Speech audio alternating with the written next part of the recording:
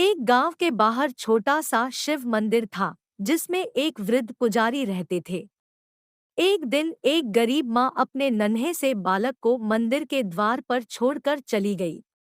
काफी खोजबीन के बाद भी पुजारी को लड़के के परिवार का कुछ पता नहीं चला।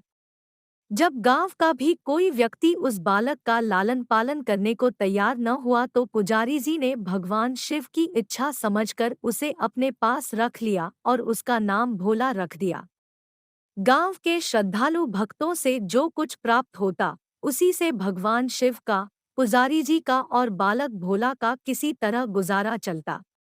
यदि किसी दिन भी पानी कम हो जाता था, तो पुजारी बच्चे और भगवान को प्रसाद चढ़ाता था और स्वयं गंगा जल पीता था। धीरे धीरे भोला बड़ा होने लगा और अब वह पुजारी जी के कामों में हाथ बंटाने लगा। वृद्ध पुजारी जी के थकेहारे हाथों को कुछ आराम मिलने लगा। इसलिए उन्होंने भोला को मंदिर की सफाई, भगवान शिव की पूजा, उनको भोग लगाने और उनकी आरती करने की विधि अच्छी प्रकार समझा दी। अब वे स्वयं भगवान शिव के नाम जप और संकीर्तन में समय व्यतीत करने लगे। एक दिन भगवान शिव के मंगलकारी नाम शिव शिव शिव शिव का जप करते हुए ही उनके प्राण छूट गए। अब बालक भोला का इस संसार में भगवान शिव के सिवा और कोई सहारा न रहा। उसने पुजारी जी की ये 3 बातें कभी नहीं भूली। भगवान भोलेनाथ शिव शंकर को ताजी गर्म रसोई का ही भोग लगाना, भगवान को भोग लगाए बिना स्वयं कुछ भी नहीं खाना, भगवान शिव पर विश्वास रखकर कभी भी किसी भी वस्तु का संग्रह न करना, बासी भोजन का भी नहीं। यदि कोई भक्त पहले से बना भोजन या मिठाई मंदिर में दे जाता, तो बालक भोला उसे गरीबों में बांट देता। वह ताज़ी रसोई बनाकर ही भगवान को भोग लगता, उसके बाद ही स्वयं प्रसाद ग्रहण करता और यदि बचता तो उसे बांट देता। यदि रसोई बनाने को सामग्री न होती, तो भोले बाबा और भोला भगत दोनों गंगाजल पीकर ही रह जाते। एक बार बरसात का मौसम आया और 3-4 दिन तक मूसलाधार वर्षा होने से मंदिर में एक भी भक्त नहीं झांका। भोला अपने भोले बाबा को गंगाजल का ही भोग लगाता और उसे ही पीकर रह जाता। भोले बाबा बालक की भक्ति और सहन शक्ति की परीक्षा लेते रहे, किंतु आखिर में अपने भक्त बालक को भूख से तड़पते देख उनसे रहा न गया। वे सेठ के नौकर का रूप धरकर हाथ में भोजन सामग्री की पोटली लेकर वर्षा में भीगते हुए मंदिर के द्वार पर जा पहुंचे। उन्होंने आवाज लगाकर भोला को बुलाया और उसके हाथ में पोटली देते हुए बोले, सेठ जी ने यह सीधा कच्चा राशन भेजा है। इससे रसोई बनाओ, भोग लगाओ और स्वयं भी प्रसाद पाओ। मैं कल फिर आऊंगा। भोला भगत ने आशीर्वाद देकर उसे विदा किया और सूखी गीली लकड़ियों के धुएं में गर्म रसोई बनाकर भोले बाबा को भोग लगाया। पूरे बरसात के मौसम में भोले बाबा नौकर के वेश में भोला भगत को सीधा देने आते रहे और स्वयं भी गर्मागर्म रसोई का भोग पाते रहे। एक दिन भोला भगत ने सोचा कि सेठ जी को सीधा भेजते हुए 4 महीने हो चले हैं, किंतु वे स्वयं कभी मंदिर में भोले बाबा का प्रसाद ग्रहण करने नहीं आए।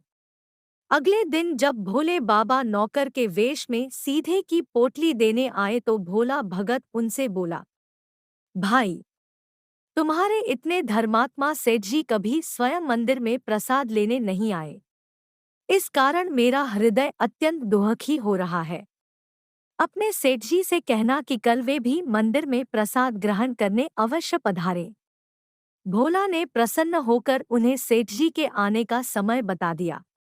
अब भोला भगत की इच्छा पूर्ण करने के लिए भोले बाबा कैलाश पर सेठ का रूप धारण करने लगे।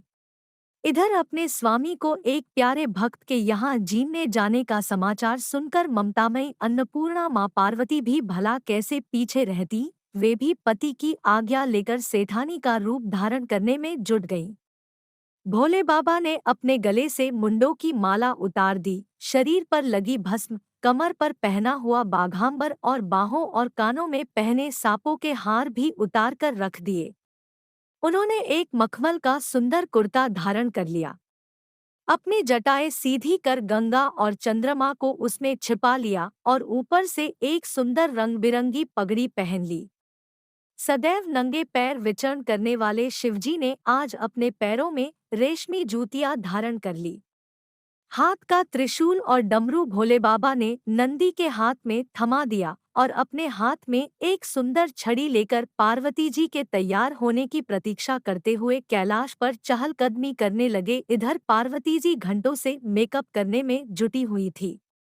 उन्होंने आज अपने पतिदेव के नगर में बनी सुंदर बनारसी साड़ी निकालकर पहनी, जिसका रंग सेठ बने शिवजी के कुर्ते से मैच कर रहा था। उन्होंने सोने चांदी हीरे के जगमगाते हुए आभूषण धारण कर लिए, पैरों में सुंदर सैंडल पहन ली, बगल में सुंदर सा पर्स दबा लिया और भोले बाबा के बार बार आवाज लगाने के बाद श्रृंगार कक्ष से बाहर निकल कर आईं। जब पार्वती जी और शिवजी ने एक दूसरे को सेठ सेठानी के वेश में देखा, तो वे चकित होकर एक दूसरे को निहारते ही रह गए। दोनों एक दूसरे को देख देख कर निहाल हुए जा रहे थे। इससे पहले उन्होंने कभी एक दूसरे का ऐसा सुंदर रूप देखा ही नहीं था। जब भगवान गौरीशंकर सेठानी सेठ का रूप धरकर कैलाश से अपने भक्त के यहाँ दावत उड़ाने चले, तो गणेश, कार्तिकेय, नंदी, ऋषिमुनि, देवता, देवांगनाएं भी उन्हें देखकर ठगे से रह गए। सेठ बने शिवजी अपने हाथ में ली हुई छड़ी को अदा से घुमाते हुए पृथ्वी पर टेकते हुए चल रहे थे और उनके पीछे पीछे बगल में पर्स दबाए अपनी सैंडल से टकटक और पायलों से छन छन की मधुर ध्वनि करती हुई माँ पार्वती सेठानी बनी हुई चल रही थी।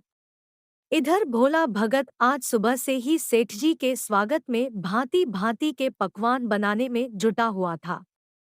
अपने भोले बाबा का भोग तो वह चलते फिरते बना लेता था, किंतु आज उसे कई महीने से भगवान को भोग लगाने के लिए सीधा भेजने वाले सेठ जी को भगवत प्रसाद देना था। आज उसने अपनी सारी पाकला झोंक डाली थी।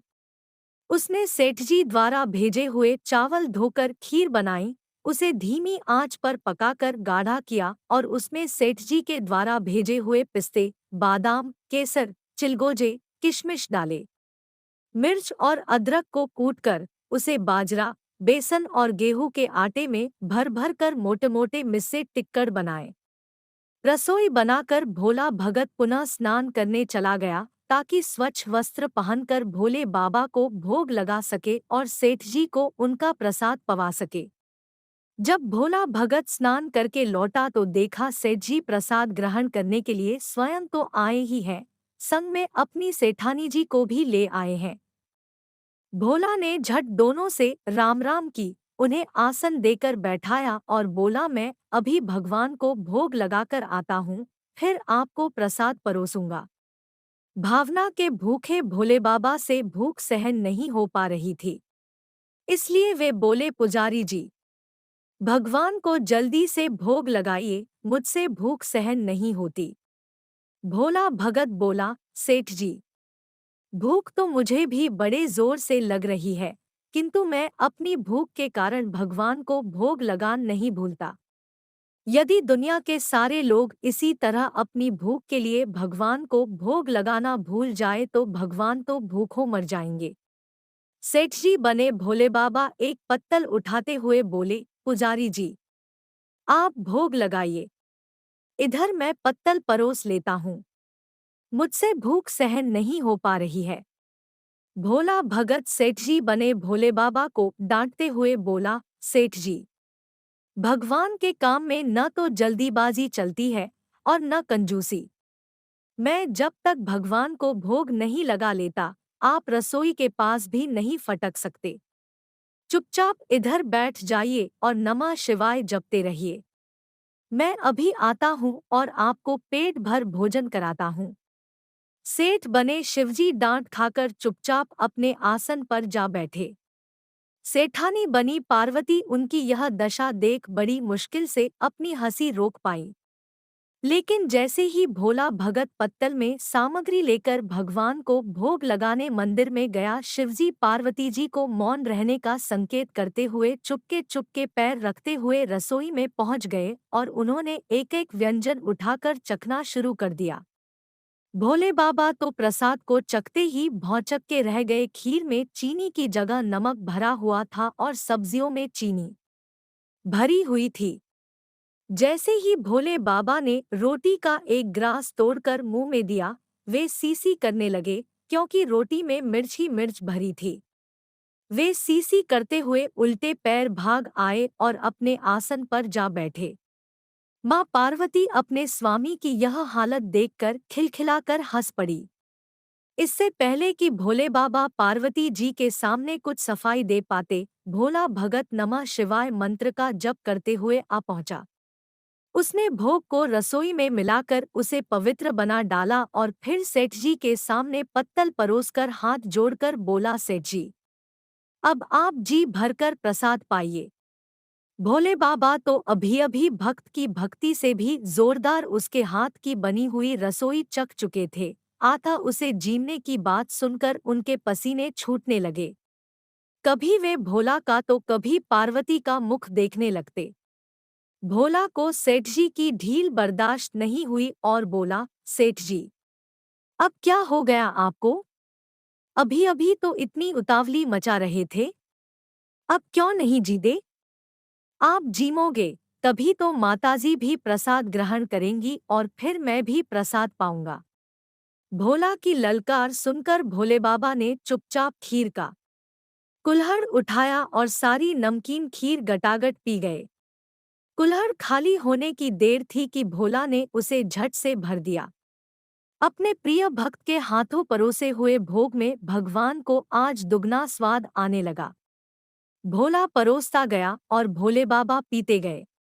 भक्त और भगवान दोनों के प्रेम से जगन्नाथ पार्वती मोहित हो गई।